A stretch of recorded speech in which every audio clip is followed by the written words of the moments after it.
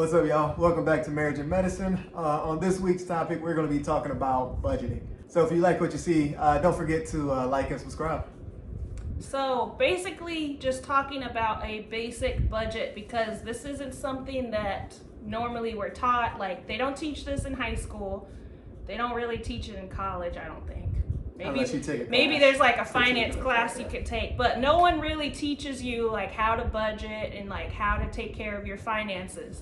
So I would recommend, if you're someone that's wanting to get on a budget or just figure out how do I budget, Dave Ramsey has really good courses and books that you can do. Like, we did Financial Peace University right before we got married, and that one was really good. It helped us kind of get on the same page as far as finances and to like make a basic plan. So he's a good one. If you are someone that's more so like medicine, that's going to be a doctor, White Coat Investor is really good for you. Or what's the other one? The Financial Residency podcast. They have a podcast as well as a blog. There's many more out there, but those are my two go-tos for the most part. So medicine related people, those would probably be a better fit. I mean, Dave Ramsey still is a good one too, but those are geared towards people in medicine and loans and all of that stuff. So those would be good outlets for you to look into. But basically just doing a budget is all you're gonna do is look at what you're making. So if you make one check a month, that's the amount you're gonna look at. If you make 2 checks a month, then you kind of have to combine the two to see what you have for a month. So let's just say you get paid $5,000 a month. What you're gonna do is start with that amount at the top, and you're gonna wanna look at all of your expenses that you have for the month. So like if you pay rent or mortgage, your car payments, if you have those, car insurance, if you have a phone bill, groceries, health insurance, like anything that you have to pay every single month, you're gonna wanna write down what all of those things are, write out how much they cost for the month. Something that we do is tithe. So if you're someone that tithes, that's 10% of your income. That comes out usually first before all of your other expenses. So that would be something else you have to include in there. But you're basically just gonna write down all of the things you have to pay for the month. And then once you have all of that written down, you can kind of subtract and see how much money do you have left over after all of those bills are paid. So we're not talking about like fun stuff. No. We're not talking about like money that you just want to spend on clothes or going out to eat or any of that. We're just talking about the basic like necessities that you have to pay every month to live or to survive. And then whatever money you have left over, let's say you have $1,000 left over. From there, you have to decide, how much do I want to save? How much do I want to spend? Like if you have a trip that you want to take, or if you're saving up for a car or whatever, you have $1,000 to figure out kind of what you want to do with that money. I would say always save an amount of money, because you never know when something's going to happen, especially now during the pandemic. I think people are learning, like with losing jobs, and nothing was ever really sure. So you always need to have a backup of money somewhere that you can get to if you ever need an emergency. So I would say figure out an amount that you're okay with saving every month, and then whatever money's left, you can just spend and do whatever you want with it. Yeah, a lot of people recommend, in terms of talking about that emergency fund, at least 3 to 6 months of expenses, and that's like the basic expenses, enough to basically keep the walls up in your house, enough to pay the light bills, those kind of things, enough to make your car payment, different things like that. And then when it comes to talking about budgeting in general, a lot of people find that word very restrictive, unfortunately, and that's really not the case. What a budget allows you to do is it allows you to make sure that you're well taken care of, and you're also making sure that you're planning for your future. But it also gives you freedom to know, like, I have $500 left over. I can do whatever I want to with it and not feel bad about it, because it's budgeted. It's what I'm allowed to do, because this is how I basically written out my budget in order for me to be able to go from a month-to-month basis. Yeah, it's not you're allowed to, if you have your bills taken care of, you're allowed to spend money. Like, it's not, I think people think if they're on a budget that they're not allowed to spend any money. Right. And they're just like, I can only pay my bills and save money and that's it. And that's not the case. I mean, some people's jobs, that might be the case because you don't make that much money, but if you have the extra money, like, it's okay to spend it within reason. Don't go crazy. If you have only $500, then you can't spend $1,000. Right. But like, it's okay to have a balance of saving money and then spending money also. Like, nobody wants to just save money all the time and then you never get to use it for anything. Exactly. And just from a medical standpoint, this is something that is very important. Throughout your career, of course, but especially during medical school. Again, during medical school, you're mostly living off of loan money a lot of times. Some people are blessed that maybe their parents are providing some money for them. Maybe they got scholarships. I wasn't one of those lucky people. It is what it is. Like, most people are in my situation where you take out loans in order to live. And so it's important that you make sure that you're budgeting out so that you can determine how much money you need to take out for loans. Always go in with that mindset. Every dollar that you're taking out in loans, you can probably multiply that at least 2 to 3 times. Basically, with interest and everything, once you get to that point where you're going to be having to pay it back, that interest is going to keep accruing, and it's going to be more money. So make sure that when it comes time to take out money for loans, you're actually taking out what you think you're going to need. If you find out that maybe you took out too much one year, it is okay to go ahead and give that money back. Just because you have money left over after the school year's done and everything, and you're like, oh, I have like $10,000 still. That is not a trip. That's not what that money is for. You need to give that money back, or else you'll kind of regret it towards the end, because the average debt coming out of medical school is pushing around $300,000. That's a lot of money. That's terrible. So basically, in order to be able to catch up with your peers a lot of times are starting to work right out of undergrad. 22 years old, they're working, they're making money, while you're in medical school, you're pushing about 27 or so, then you have residency. You're not, a lot of times, becoming an attending if you even started directly after college, which most people don't. But even after starting directly after college, you're still not becoming an attending physician where you're making attending level money until about 29, 30, give or take.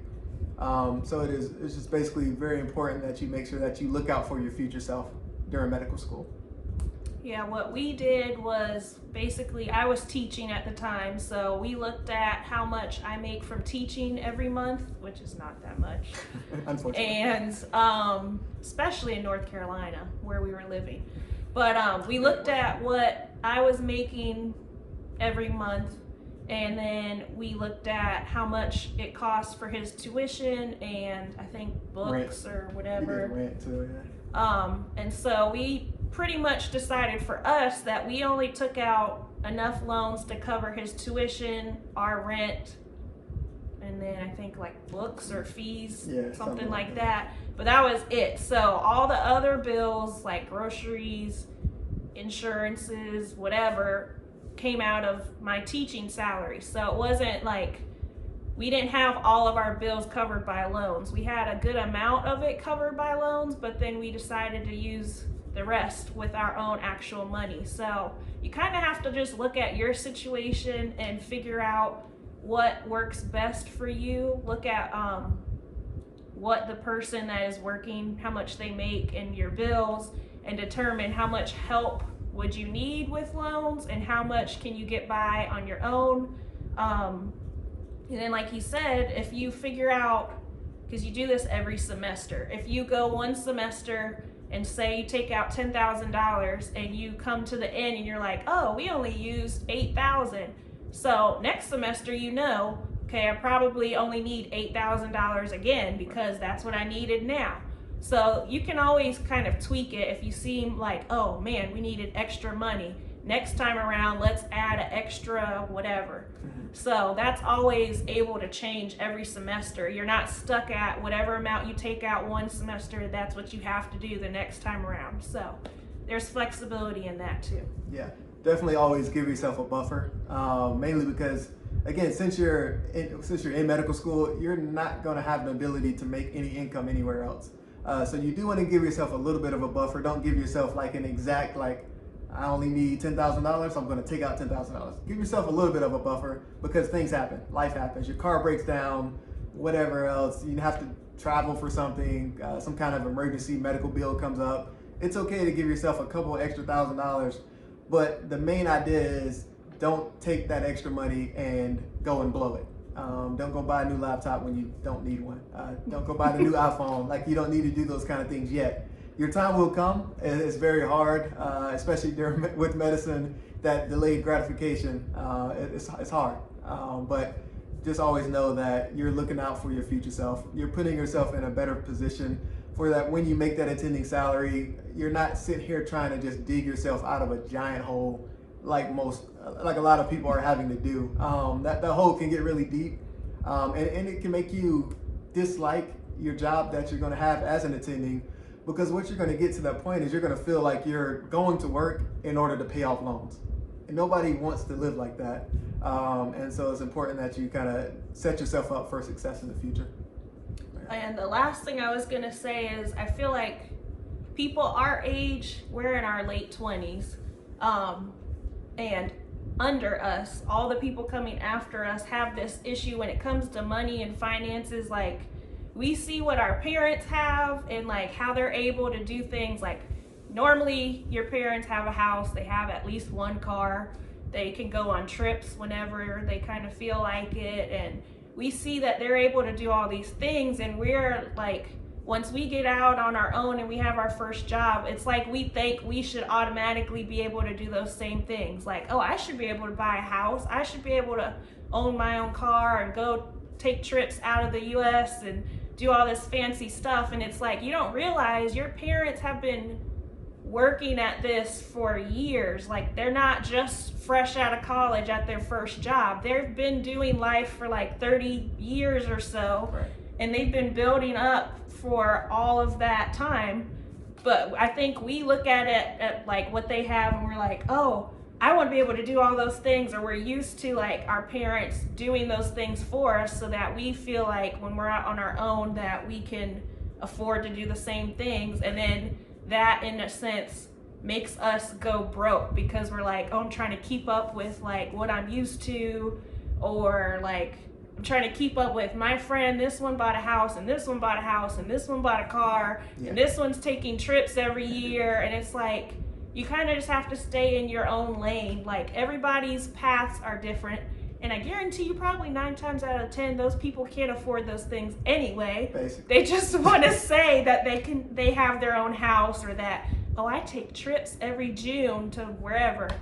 It's like, nobody needs to get caught in that comparison trap of like, I got to keep up with all these people and all my friends on social media. Just stay in your lane with your own finances.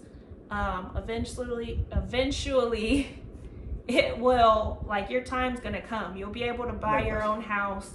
You'll be able to buy your own car and do trips and whatever it is that you desire to do. But I would say don't get stuck in that like comparison trap of trying to keep up with people, because then you're going to find yourself in a lot of financial trouble.